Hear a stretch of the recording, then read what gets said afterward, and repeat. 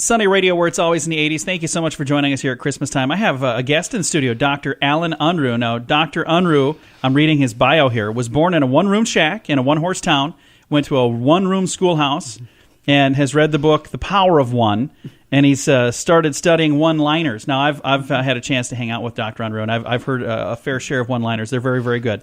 He went to school to develop his wit, but unfortunately was only able to attend half the classes. So he still feels better than a dimwit or a nitwit, and he says if he dies, it'll be at his wit's end. So, Dr. Unruh, thank you so much for coming in to chat with us here at Christmas time. Thank you. It's good to be here. Now, Dr. Unruh, you're a chiropractor in Sioux Falls, South Dakota. Are doctors stressed, and what are some of the difficult patients that you see in your practice?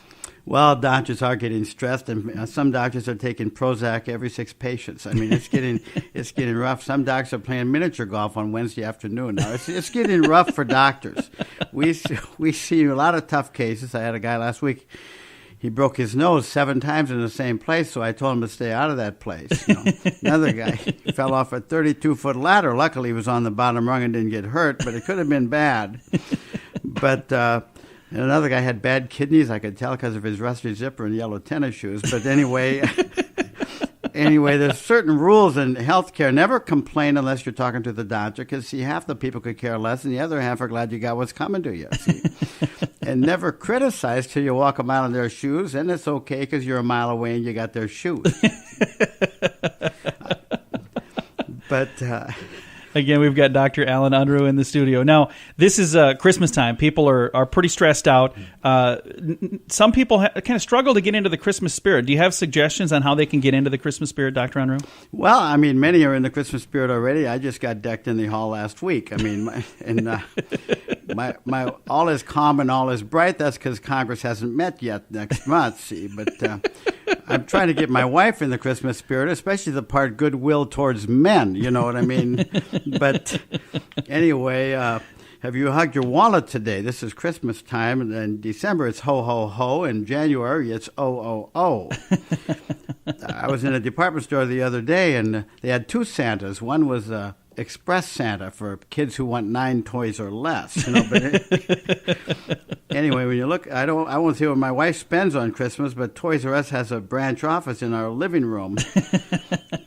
Anyways, now some of my humor may be subtle. That's because my comedy writer was committed last week. But again, in the studio, Dr. Alan Unruh. Do you have advice for men this season and how they can conduct themselves? Maybe put themselves more in their wives' shoes, if you will. Well, see, luckily, my wife, she's allergic to jewelry and fur coats, so I don't. Nice. I bought her a fake fur once. She fed me a rubber chicken for supper. See. But my wife, I call her nickname is Teddy Roosevelt. Everywhere she goes, she says, "Charge!" But they know her by her number. I mean, she'll buy anything marked down. Last week, she bought an escalator. I mean, it's crazy to get her. But I walked in a jewelry store. I said, "Do you have any? I know diamonds are forever, but do you have anything that lasts just a few months?" But she said she wanted a mink, so I bought her a mink. Then she wanted a silver fox. I bought her a silver fox. Our house is full of animals, you know. But I bought her a mood ring once. I found out they really work. When they turn green, a guy gets a red mark on his forehead. See? Every time I buy something practical, she breaks into tears. I just don't get it. See? Last year, I couldn't think of what to get her, so I just decided to give her a gift certificate to the mall. Oh, yeah. She still complained. She said it was the wrong size. You know, I usually do my shopping on December 24th. Of course, she hasn't worn the socks I bought her last year. Yeah. She gave me some Old Spouse aftershave, so I gave her some Oil of Old Lady. So. She gave me some leisure slacks and loafers, and now complains about that I act the way I'm dressed. I mean, you just can't win. You Exactly. just can't win. Well, speaking of loafers and being leisure, how about exercise this time of year? You know, people are thinking about getting back into shape, maybe for the new year, saying, hey, you know what, I'm going to make a resolution to get rid of some of this belly or whatnot. Do you have any suggestions on that? Well, millions are buying exercise books. That's because reading is a lot easier than exercising. I'm doing great. I'm up to 20 pages a day.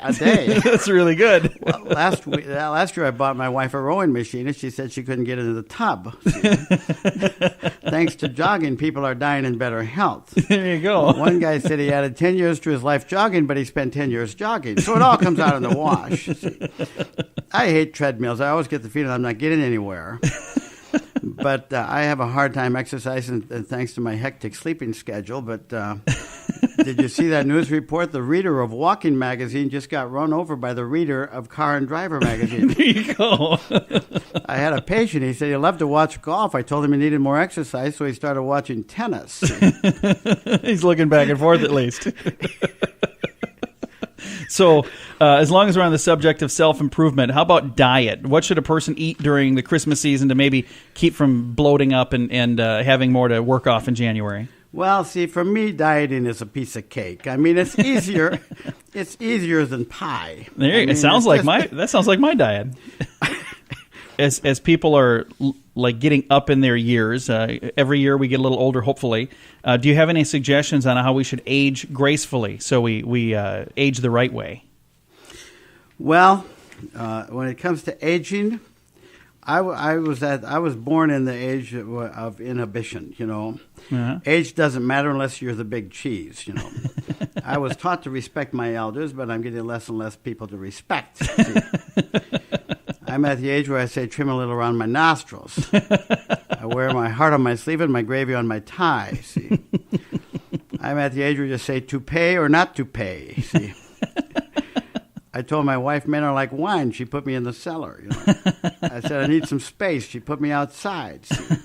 But there are benefits to aging. Liver and onions are a lot better when your taste buds are gone. There you go. And an old friend of mine went on a trip, and he wrote me. He said, "I wish you were here. Where am I?" He said, "We'll be friends when we're old and senile, and then we'll be new friends." There you go. See, that's a good way to look at I it. told my wife, "Will you love me when I'm old and ugly?" She said, "I still do." Father Time is catching up with Mother Nature. I mean, my favorite song is Taps. But under the new health care law, you can die of old age about 20 years younger. So there's some advantages. The silver lining there. Hey, well, while we're on the subject of age, Christmas is definitely a time for kids and for grandkids. And this is a time a lot of people get to spend with their children and grandchildren. So do you have any advice on what to get kids and how much you should spend? Well, see, Christmas is for children. You should enjoy them while they're still on your side. The best toys this year can be pushed, pulled, or banged on. And those are the best popular ones. See, and when you see the price of toys, I mean, Toys R Us, it's woe is me. And our kids, they decided to put their own socks on the tree this year. Of course, the tree died. But anyway, I found out the best way to get your grandkids' attention is to sit on the couch and look comfortable. See. People who don't have kids don't know what it's like spending an evening rolling up toilet paper. Yeah, exactly. With today's music, kids will never live lives of quiet desperation. I know that. See? I grew up when you needed an ear for music, not the stomach. See? Yeah, exactly. But anyway, if your kids ever mess up, make them listen to an hour of music from your generation. They won't mess up for another month. Exactly. I was just reading it costs $10 to support a kid in India for a whole year. So there's an idea for you parents. Send your kids to India. $10 a year. Takes about 5 years for a walnut tree to produce nuts. It's not so for a family tree. Exactly. Again, in the studio, I've got Dr. Alan Unruh.